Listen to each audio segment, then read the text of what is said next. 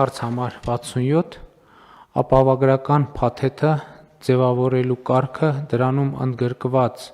հատուցման ենթակա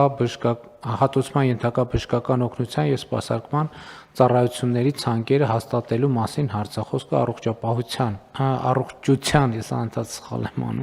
առողջության ապահովագրության մասին է, համընդհանուր և ոչ թե համապարփակ, ոչ թե առողջապահության, այլ առողջության, ոչ թե համապարփակ, այլ համընդհանուր, բայց ապահովագրություն, համեցեք։ Շնորհակալություն մեծարգո վարչապետ, հարգելի գործընկերներ, ձեր ուշադրությանն եմ ներկայացնում ապահովագրական փաթեթի մեջ ներառված բժշկական ծառայությունների ցանկը եւ դրանց փոփոխման կարգը եւ ինչպես արդեն չզեկուցվող հարցերի շրջանակում ընդունեցինք եւս 10 կառավարության որոշումներ, որոնք կկազմեն առողջության ապահովագրության առաջին փուլի մեկնարկի 2026 թվականի հունվարի 1-ից համակարգը գործարկելու համար անհրաժեշտ ենթաօրենսդրական բազան։ Պարոն վարչապետ, նաև տեղեկացնեմ, որ 3 օրենքը ստորագրվել է եւ հրապարակվել է, այս առումով էլ ուզում եմ, որ մեր քաղաքացիները եւս տեղեկացված լինեն։ Այս կառավարության որոշումներով մենք սահմանում ենք բժշկական կենտրոնների, դեղատների հետ կնքվող պայմանագրերի օրինակելի ձևերը եւ ապահովագրության շրջանակներում նրանց կողմից տրամադրված ծառայությունների փոխհատուցման կարգերը, որոշումներից մեկով ուրեմն ընդունում ենք առողջության ապահովագրության հիմնադրամի մասին ստեղծման մասին որոշումը եւ հաջորդ 2 օրերի ընթացքում ապահովագրական հիմնադրամը կստեղծվի եւ օրենքով էլ սահմանված են անցումային դրույթներ, որ այսօր առողջապահության նախարարությունը եւ մեր պետական առողջապահական գործակալությունը անում է նախապատրաստական աշխատանքները եւ դեռ այսպես ընթացիկ անցումային շրջանում աշխատանքներում ընդգրկված կլինի, մինչև որ մենք արդեն ապահովագրական հիմնադրամը 2 ամիսների ընթացքում ողջ աշխատանքի ծանրաբեռնվածությունը կվերցնի իր վրա։ Պարոն վարչապետ, նաև ուրեմն սահմանում ենք դեղորայքի ցանկերը, ինչից են կարողանալու մեր քաղաքացիները օգտվել եւ նշեմ, որ թե ծառայությունների ցանկերը եւ թե դեղորայքի ցանկերը հրապարակված են, ուզում եմ ասել, որ Արմեդ հավելվածը արդեն իսկ թարմացված տեսակով արկա է, խնդրում եմ, որ մեր քաղաքացիները այն ներբեռնեն, որպեսզի տեղեկացված լինեն իրենց կարգավիճակի մասով եւ եթե այսօր էլ ներբեռնեք, արդեն կտեսնեք, դուք ունեք 2026 թվականին ապահովագրված կարգավիճակ եւ փաթեթը հենց հունվարի 1-ից կակտիվանա։ Երևի թե այսքան հակիրճ, իհարկե հարցերին սիրով պատասխանեմ։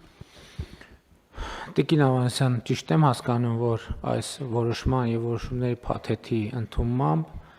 2026 թվականի հունվարի 1-ից առողջության ապահովագրության համընդհանուր ապահովագրության համակարգը մտնում է ուժի մեջ։ Այո, պարոն վարչապետ, օրենքի ուժով առաջին փուլը մեկնարկում է ուրեմն հունվարի 1-ից մեկնարկում է, ասեմ, որ օրենքը ուժի մեջ է մտել արդեն այսօրվանից, որովհետև մեր հաշվարկային որոշակի բազաներ, աշխատավարձի հաշվարկման բազան եւ աշխատավարձի պահման բազան, այսինքն դեկտեմբերի աշխատավարձի նկատմամբ է հունվարին վճարվելի գումարները պահվելու արդեն ուժի մեջ են մտել։ Մտնում է ուժի մեջ մինչև 18 տարեկան անձանց, բոլոր անձանց համար 65 տարեկանից բարձր բոլոր անձանց համար եւ 200,000 դրամ եւ բարձր աշխատավարձ ստացող բոլոր անձանց համար։ Այո, եւ 18-ից 65 տարեկան հաշմանդամության կարգ ունեցող առաջին, երկրորդ, երրորդ եւ համապատասխանաբար ֆունկցիոնալության գնահատական ունեցող անձինք են, նաեւ սոցիալական անապահովության համակարգում ընդգրկված 28 բալից ավել եւ էլի նոր գնահատման համակարգով ընդգրկված անձինք են մտնում եւ զոհված ինձարայողների ընտանիքի անդամները։ Հիմա ընդհանուր առմամբ քանի շահառուի մասին է խոսքը։ Ընդհանուր առմամբ, պարոն վարչապետ, այս բոլոր խմբերը միասին պետք է կազմեն մոտ 1,600,000 դրամ, այս թիվը առավելակ դրամ չէ, մարդ այդ Վայ ներողություն խսում մարդ։ 1,600,000 մարդ հենց առաջին փուլից մտնում է։ 1.600.000 Այո, առաջին փուլի այսպես մաքսիմալ Այդքան շատ։ թիվը, այո, 1.600.000 հոգի են։ Ես մի քիչ ավելի քիչ էի մտածում 1.600.000 Հիմա Տիկին Նավանեսյան, խնդրում եմ ինձ հիշեցրեք, թե մենք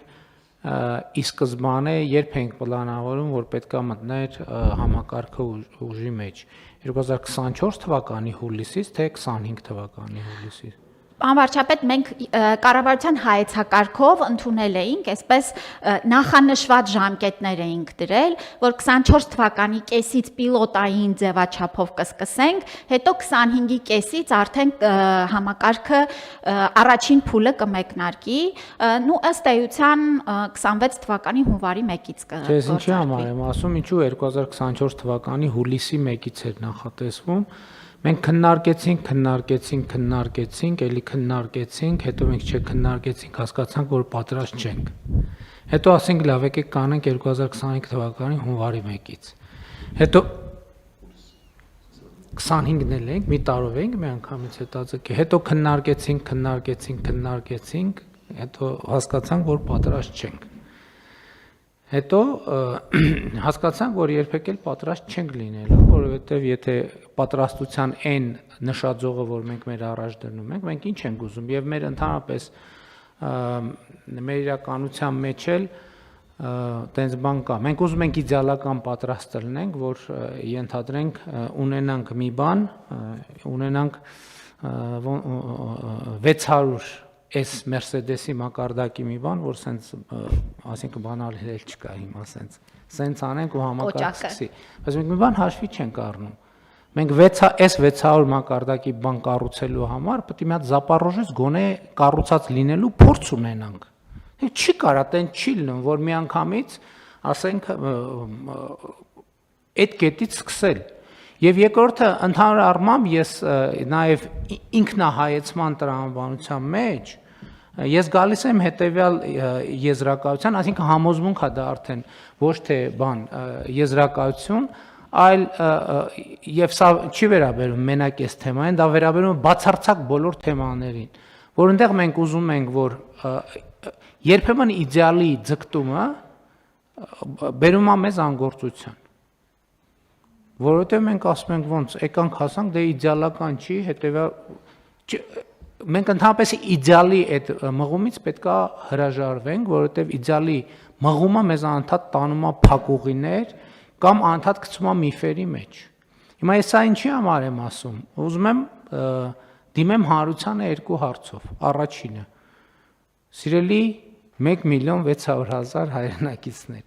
խնդրում ենք 2026 թվականի հունվարի 1-ից առողջապահական հիմնարկները չգրոհել։ Չէ, հիվանդանալը ուրիշ խնդիր է, բայց չգրոհել, ուղղակի որովհետև գրոհը հիվանդության մասին չի, հիվանդանալ չհիվանդանալու մասին չի, բայց մեր փորձը ինչ է ցույց տալիս։ Մեր փորձը ցույց է տալիս, որ սովորական պայմաններում, երբ որ մարդը, գիտեք ինչ, 21-րդ դա այսօր տեխնիկան այնքան է զարգացել, ասում եմ, ուզում եք բերեք։ Ես երաշխավորում եմ, որ հիմա MRT, KT, չգիտեմ ինչ եւ այլն, կգտնենք անպայման մի բան, որը պետքա բուժել։ Բացառված է, որ տենց դեպք ունենանք, որ չգտնենք որևէ բան, որը բուժելու անհրաժեշտություն չկա։ Հիմա եւ մեր առողջության ապահովագրության համակարգը դրա մասին է, որ պետքա ստուգումներ լինեն ամեն տարի եւ այլն, եւ դա ճիշտ ճանապարհ է, որ MRT-ով մենք միջև բջջային մակարդակ գնանք եւ կանխենք այնտեղ, որպեսզի այս փուլում կանխելու համար կարող է մեզ պետք լինի ծախսել 10000 դրամ, իսկ ամեն հաջորդ փուլում այդ խնդրի հետ առնչվելիս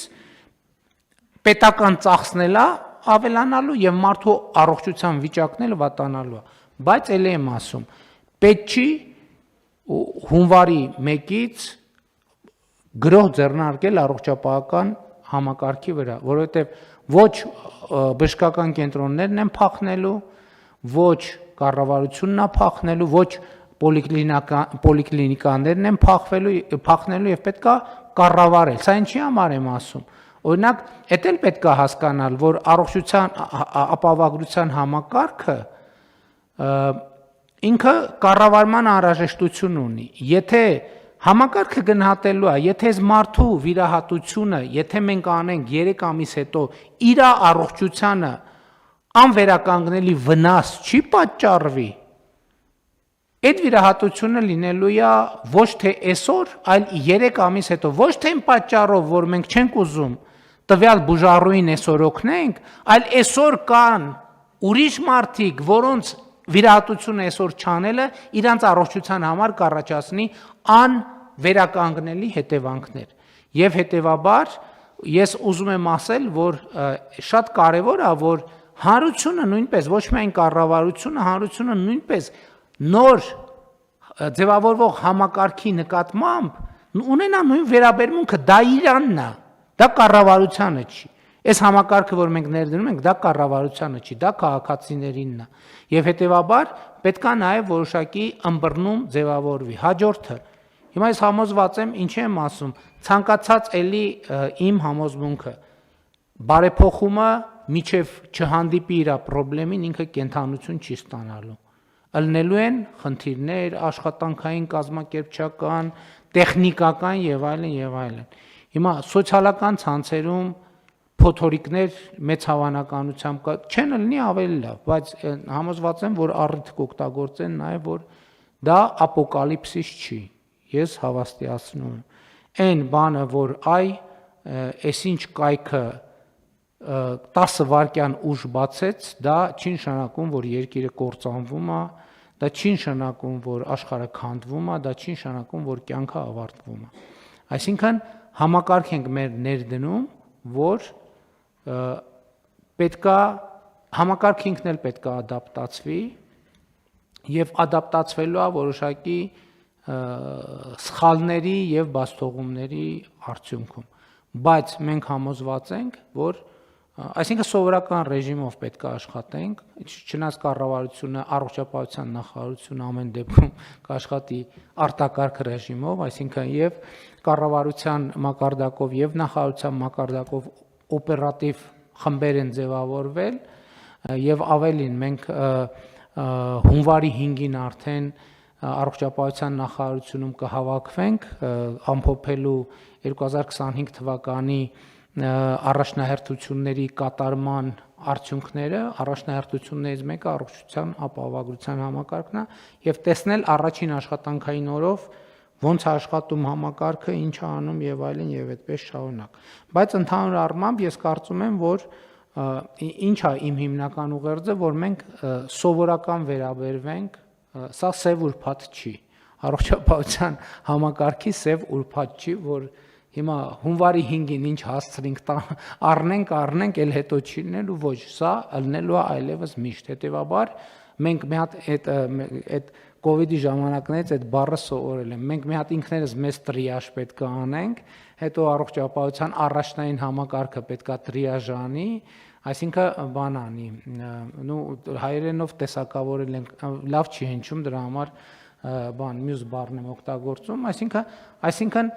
այն հին ժամանակներում առողջության ապահովար այս համակարգիները մենք ոնց ենք վերաբերվել, ասել ենք դե լավ, դե, այսինքն միջև դանակը ոսկորին չի հասել, մենք բժշկի չենք դիմել, դա վատ է, բայց հիմա դանակը մի կիլոմետր հեռավորության վրա պետք չի բժշկի դիմել, պետք է հանդարտ պայմաններում թողել, որ համակարգը ծնվի, սկսի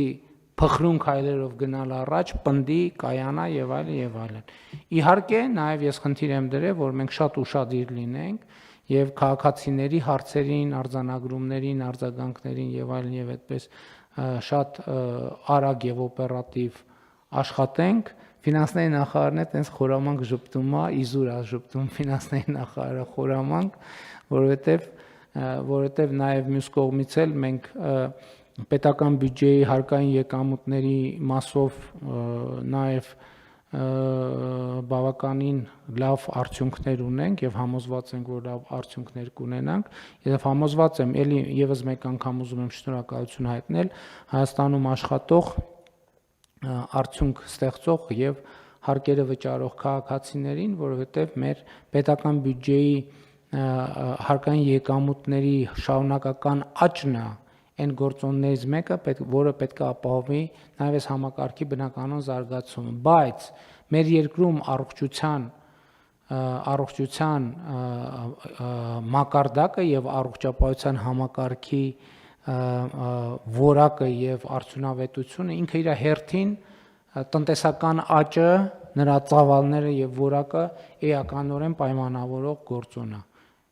Կրթությունը այո, բայց նաեւ մարդը պետքա առողջ լինի իր նախ կրթվելու եւ իր ստացած կրթությունը իրացնելու համար։ Սա ընդհանուր առմամբ ես ուզում եմ, որ աժոտաժի մթնոլորտ չստեղծվի ապահովագրության համակարգի շուրջ, որովհետև մենք շատ ակտիվ կոմունիկացնում ենք, ինչ որ առումով մենք էլ ենք դառնում աժոտաժի հեղինակ, բայց մյուս կողմից մենք պետք է դա անենք, որ մարդիկ իրազեկվեն, բայց իրազեկվածությունը չի նշանակում, որ անմիջապես պետքա գործողություն անել այն դեպքերում, երբ որ այդ գործողության կարիք չկա։ Էլի Քավլիցի խոսքերի մասին չի, որ մարդը անհետաձգելի, այսինքն այդ դեպքերում ոչ մի բան չի փոխվելու, որովհետև խնդիր ունի մարդը, ինչպես նախկինում էր շտապ օգնություն զանգում, այնպես էլ հիմա կամ դիմում էր հիվանդանոց, այնպես էլ խոսքը պլանային իրավիճակների մասին է, պլանային իրավիճակները թողենք համակարգը ինքը պլանավորի եւ համակարգին մեծ ճնշումների տակ չդնենք, որ պլանավորումը կարճ ասած շատ կարևոր է այս տրամաբանության մեջ։ Հիմա հաջորդը մարդը որտեղից է իմանալու ինքը շահառու է թե չէ։ Պարոն վարչապետ, հենց Արմեդ հավելվածում, ինչպես ասեցի, կարգավիճակը արդեն նշված է, հենց որ Բա ես ոնց իմանամ, ես օրինակ իմ օրինակով բերեմ, ես գաղափար չունեմ, ես որտեղից պետք է իմանամ, ես շահառու եմ թե շահառու չեմ։ Ուրեմն նախ արդեն իսկ օրենքով սահմանված, եթե տարիքային խմբի մեջ է անձը կամ աշխատավարձի շեմա գերազանցող աշխատավարձ ունի,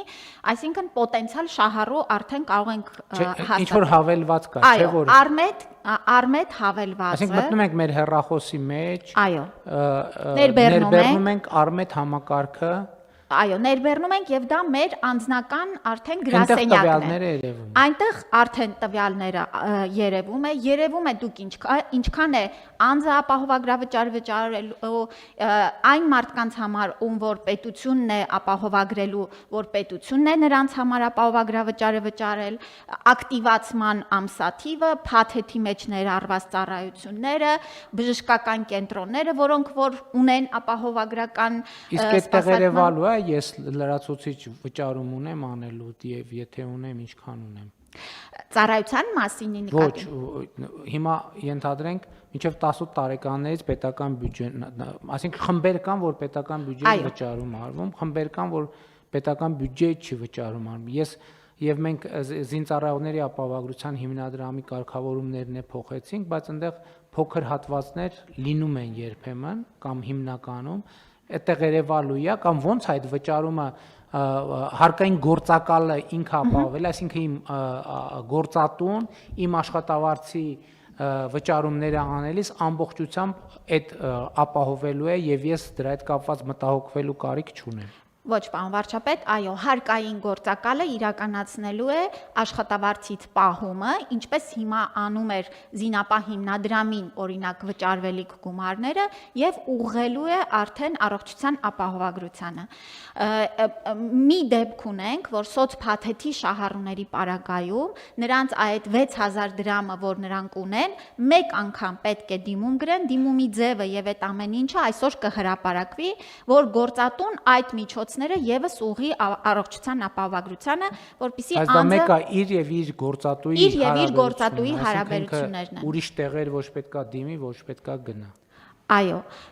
եւ պարոն վարչապետ, այո, կարգավիճակը Արմեդ հավելվածում նաև նշում կա, թե այդ կարգավիճակը ինչի հիմքով է, այսինքն ապահովագրավճար վճարող եմ եւ ինչքան պիտի վճարեմ, եւ եթե ապահովագրավճար վճարող չեմ, ապա պետությունը ինչքան է վճարել ինձ համար ապահովագրավճար։ Այս տեղեկատվությունը եւս ներառված է։ Դե սկզբունքորեն ես մտածում եմ, որ կառավարության նիստում բոլոր հնարավոր մանրամասներով քննարկենք, բայց դե հիմա ինչքան մտածեցի, ոնց որ թե ընթացքում այնքան քննարկել ենք, հիմա գոնե ձևաչափով լրացուցիչ ինչ հարց մնաց է, որ չենք բարձաբանել։